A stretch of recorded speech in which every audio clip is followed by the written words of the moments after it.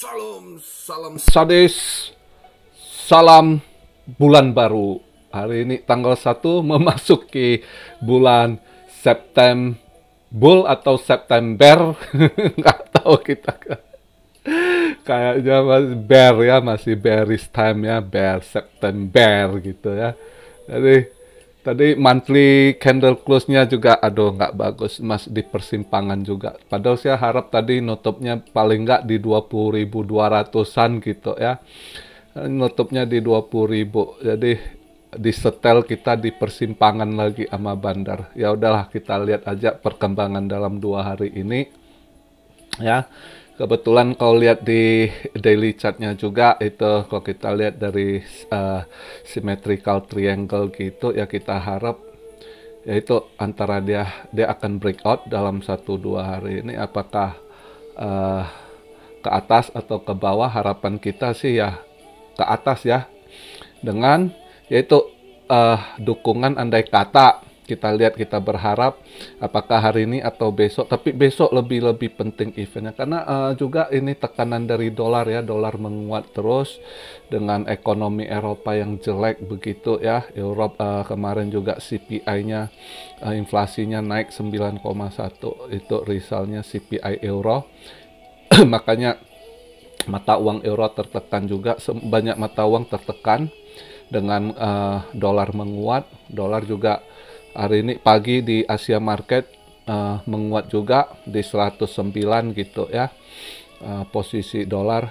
Makanya ya kita berharap report hari ini dia ada report yang cukup ngaruh. Andai kata dia punya initial job claims hari ini ya, andai kata itu job claim-nya meningkat, banyak orang yang klaim gitu ya, berarti dia akan buat satu tekanan juga ke dolar gitu, berarti banyak yang kehilangan pekerja. Kita lihatlah, atau hari ini ada satu lagi PMI ya, manufaktur juga ini. Tapi yang lebih ini sebenarnya besok gitu. Besok yang sangat ini, besok itu Jumat, di situ non farm payroll ya, itu sangat pengaruh, dengan keluar juga unemployment rate. Jadi dua itu besok sebenarnya yang sangat nentu. Andai kata unemployment rate, data penganggurannya meningkat, nah itu bisa dolar agak tertekan, nah Bitcoin bisa ke atas gitu ya. Jadi kita lihatlah. Jadi mulai saya rasa hari ini cuma tetap kayak kemarin sideways di situ, dia ini mereka nunggu momen juga gitu ya. Volume kecil gitu ya, nggak ada ini. Coba ini saya buat video, market cap di 977 billion, volume di 66,6, wah 666 ya. BTC dominance sedikit naik, tadi pagi masih 39,2, sekarang 39,3 ya. Altcoin mungkin agak ketekan merah ini kalau gitu. Oh iya betul. Bitcoin di 20.120-an, Ethereum di 1.560, BNB 279 ya. Ya di kisaran kita ya, altcoin sedikit pada merah lah, karena BTC dominance-nya naik 1 gitu. Tadi pagi masih 39,2, sekarang 39,3 gitu ya.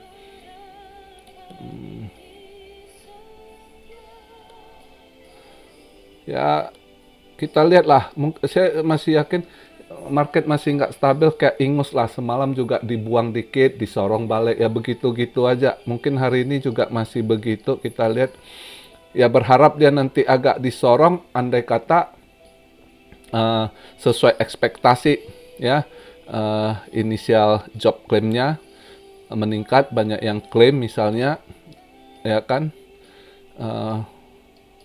Juga kalau PMI-nya juga semakin drop gitu ya, itu sangat pengaruh gitu ya.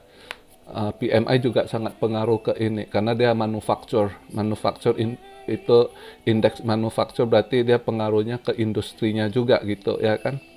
Jadi itu juga, tapi yang paling pengaruh sih besok gitu. Karena itu salah satu patokan juga yang selalu jadi ini kan, kalau si Jerome Powell kan selalu bilang dia akan lihat uh, unemployment rate-nya berapa gitu ya.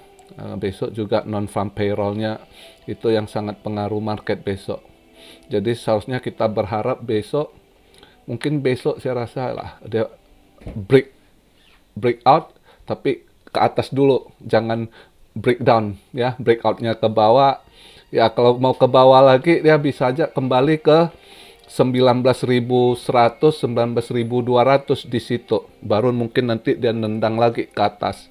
Tapi andai kata bisa breakout, andai kata aja hari ini dia positif gitu ya, initial job claim sama PMI bisa lemahkan dolar ya, itu bisa aja mungkin coba retest mereka ke 20.700 ya kan, siapa tahu andai kata dia bisa lewati 20.700, nextnya ke 21.000 gitu ya kan, ya kita lihat lah.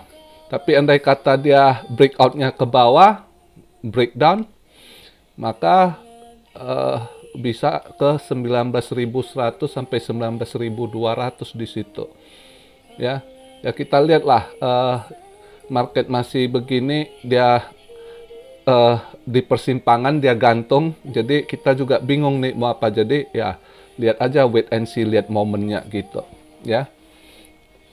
Jadi nggak usah istilah ngejar harus masuk terus, harus ya, market begitu nggak bisa, kita lebih baik tunggu ada momen gitu ya. Kalau ada momen baru kita masuk gitu. Oke. Oh ya, hari ini juga ada, lihat ya, kalian lihat berita di Cointelegraph juga, Antigox si ininya siapa, udah rilis tanggal 15 ya. Banyak yang masih salah kaprah. Gue lihat kalian mungkin baca judul ya, nggak lihat isinya gitu. Terus kayak 15 akan, itu udah jelas sekali tanggal 15 itu udah dijelaskan mulai dia akan lakukan pembayaran itu buat yang sudah lengkap semua gitu. Jadi mulai tanggal 15 itu proses, dan dia juga ingatkan buat yang belum submit paperwork-nya, dia punya dokumen, itu batasnya juga tanggal 15 udah harus kalian submit, kirim ke dia gitu. Dan proses ini makan panjang gitu ya. Jadi saya lihat berita masih ada yang ini, tanggal 15 hati-hati didam. Gua bingung juga, kok orang ini nggak baca emang yang disampaikan detail, dijelaskan gitu ya kan. Itu udah dijelaskan proses pembayaran itu nggak langsung misalnya berapa 103, nggak ada. Yang klaim aja masih banyak belum ini gitu. Maka dia kasih batas waktu buat yang mau klaim, yang belum kirim dia punya dokumen paperwork itu, bukti ya kan, itu juga sampai tanggal 15 tenggat waktu dikasih gitu ya. Sedangkan yang sudah lengkap, sudah proses, itu nanti baru mulai pembayaran, juga bertahap pembayarannya, nggak sekaligus. Terus juga pakai bank Jepang gitu, mereka harus buka akun apa, bank Jepangnya apa gitu. Jadi ribet, bukan saya nak kayak kalian jual beli di exchange gitu ya kan. Jadi semoga kalian kalau baca berita dicerna juga gitu. Jadi proses pengembalian barang hilang ini tuh semua ada proses bukti, ada berlandaskan hukum juga. Mereka nggak bisa ini gitu ya, apalagi Jepang gitu. Apapun yang mereka lakukan itu detail sekali gitu, dan cermat sekali gitu. Hati-hati, jadi makan waktu. Jadi di situ juga dia dibilang mungkin proses ini makan waktu lebih dari setahun juga gitu ya, untuk kelar semuanya gitu ya kan. Jadi bukan sekali ini, jadi nggak usah ditakut. Ini bukan berita itu udah dia jelaskan gitu. Andai kata baca, andai kalian nggak ngerti bahasa Inggris ya pakai ini, berita di Quinte, kalian alihkan ke bahasa Indonesia pakai translate gitu, jadi biar jelas. Kecuali kalau kalian literasi kalian sangat rendah ya I don't know lah, dia udah dijelaskan, disampaikan gitu. Jadi nggak perlu ditakuti, dari awal saya bilang nggak. Jadi udah jelas kemarin itu dia udah tanggal 15, cuma ini masih problem tanggal 15 ETH merge di ini, takutnya juga dimainkan lagi pause jadi hari dam atau ya nggak tahu lah. Kita lihat ini market acak kadut dan kenapa dia milih tanggal 15 juga gitu kan. Saya agak tanda tanya gitu dari kemarin saat dam kenapa nggak awal dia kasih tahu. Jadi main juga lah mereka gitu ya. Main juga, kita wanti-wanti nggak usah terlalu ini ya kan. Cuma nggak akan banyak yang pikir akan dam nanti wah BTC akan ke 10.000, akan ke sekian. Itu yang saya bilang nggak akan gitu ya. Jadi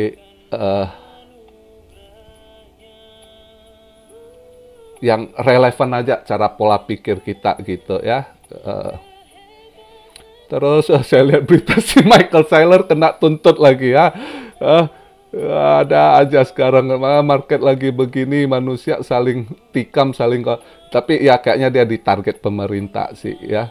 Jadi yang dia di ini istilahnya state income tax gitu. Jadi di Amerika itu kan, mas saya bilang kalian yang di Indo komplain bayar pajak. Kami dulu kalau di Amrik ya, apalagi saya banyak sekali tax yang kami bayar, apalagi waktu lajang gitu ya. Kita udah pernah alami, kita tahu gitu. Itu kita yang standar pekerja biasa aja bayar taxnya ini gitu ya. Jadi di Amerika itu gitu, ada selain income tax kamu kena lagi state income tax kalau ada state yang charge juga gitu ya. Nah dia itu rupanya memang secara dia punya ID, dia punya apa driver license gitu, memang residen dicantumkan dia di Florida, state Florida. Tapi ternyata dia diintai, dia masih tetap tinggal di rumah lamanya di Virginia, di distrik Columbia. Distrik Columbia masih ya, kalau seingat saya ya, Washington DC, sedikit dekat perbatasan di Virginia, atau satu arah di sini yang DC dekat Baltimore, itu distrik Columbia namanya. Ya, nah itu cas dia dengan state income tax 25 juta juga.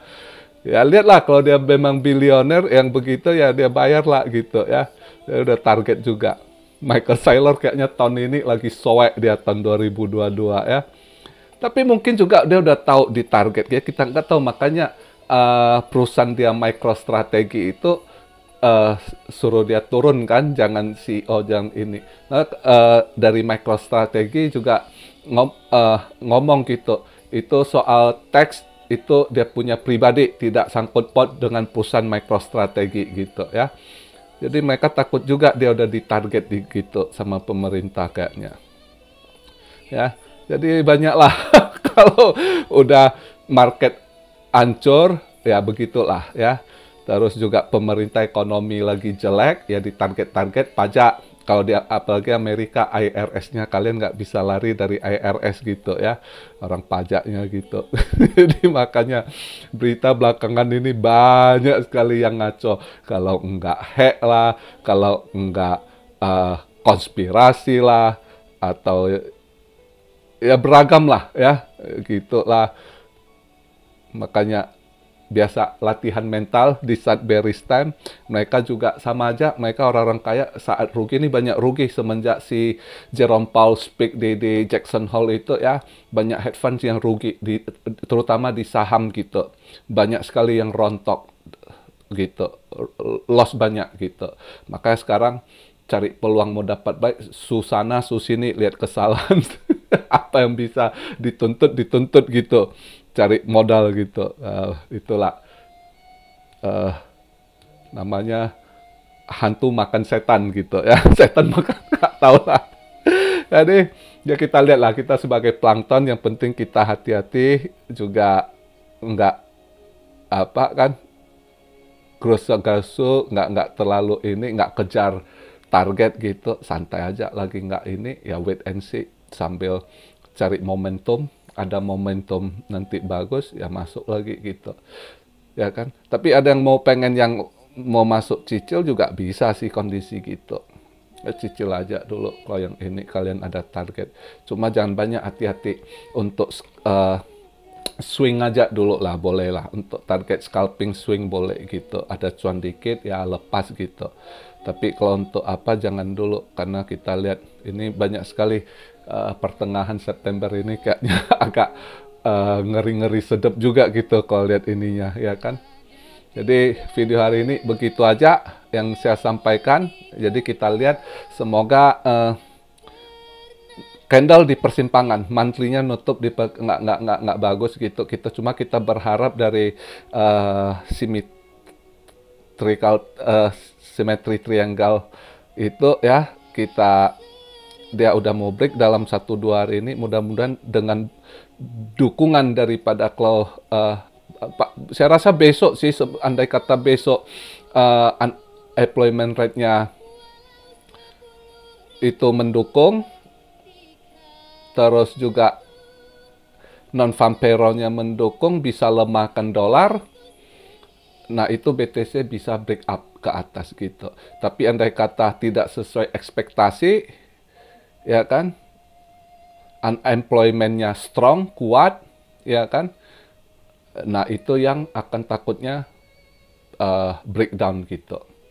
Ya. Jadi hati-hati juga di situ, kita harus hati-hati. Tapi ya kita lihat dulu hari ini ininya, kita lihat gimana dia punya inisial job claim gitu. Ya, di situ juga sedikit nanti ada gambaran juga buat kita untuk besok gitu. Oke, jadi begitu aja video hari ini. Salam Syah Rio dari Tokyo. God bless you all. Be blessed, be blessed, be blessed. Immanuel, haleluya.